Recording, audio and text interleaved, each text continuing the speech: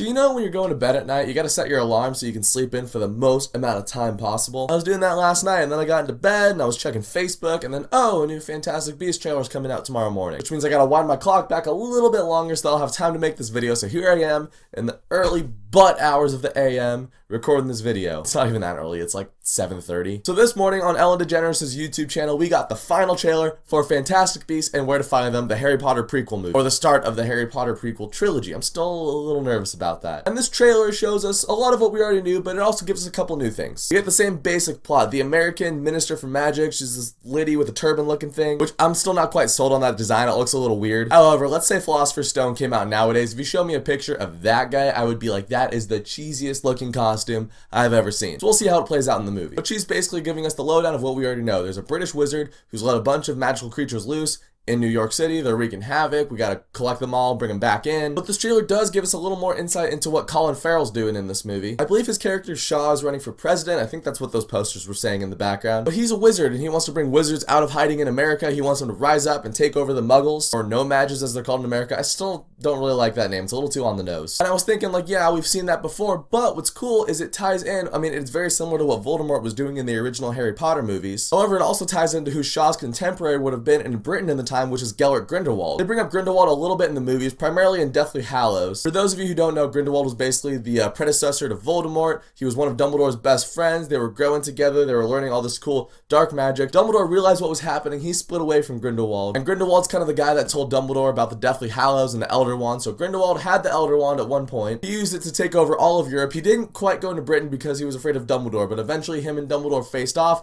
That's how Dumbledore got the Elder Wand. And they said in this trailer that Colin Farrell might be tied to what Grindelwald is doing in Britain. So that'd be really cool if maybe in Fantastic Beasts 3, we get to see Grindelwald, we get to see the Dumbledore-Grindelwald fight that we've always heard about. You would see Dumbledore get the Elder Wand, you could give Newt Scamander some satisfying conclusion, and it would be a cool tie-in to the Harry Potter movies. I don't know, it's all speculation, but I'm kind of hoping that's where they go with this. This movie also gives you a look at some of the other beasts that are going to be in this movie. There's a Niffler, a Griphorn, a Bowtruckle. Yes, I know all their names, and yes, I read the Fantastic Beasts book.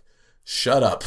But what I am a little nervous about, though, is because, like, if you look at the original Harry Potter movies, each movie had, like, one or two beasts that they dealt with, some new magical creatures. It's kind of like the Transformers thing. In the first Transformers movie, when the cars were changing into those amazing Transformers, there was a certain awe and, like, just awesomeness, like, oh, I have never seen this before. Shia LaBeouf and Megan Fox, they were both in awe of what they were seeing. But as the movies progress, it's the law of diminishing returns. That wonderment gets taken away, and soon it's just transform, let's go. And so in the original Harry Potter movies, you're able to take time with these different characters you're learning about, like the Hippogriff and the Thestral, and you're given time with those creatures to where you can be like, whoa, that's really cool. I feel like with this movie, you're going to see the creatures, Newt's going to capture them, and then you're just going to have to move on to the next creature. Maybe you'll get some throwaway exposition line from like Newt or someone else, like, oh, that's a Niffler, they're small little ratty creatures, they go after gold. Okay, moving on. That's my main concern with this movie. It's going to be too overstuffed with beasts that none of them really stand out. I am still excited for the movie though. One thing I did notice is, so Colin Farrell is an American wizard. American wizards don't use wands because their magic is supposed to replicate like Native American magic. They're going to be all like Scarlet Witch and stuff. And you see that scene from the first trailer when they're in the subway and Colin Farrell's casting that spell. That scene's in this trailer, but rewatch that scene slowly. In this trailer, Colin Farrell has a wand. Trailer's going, wait for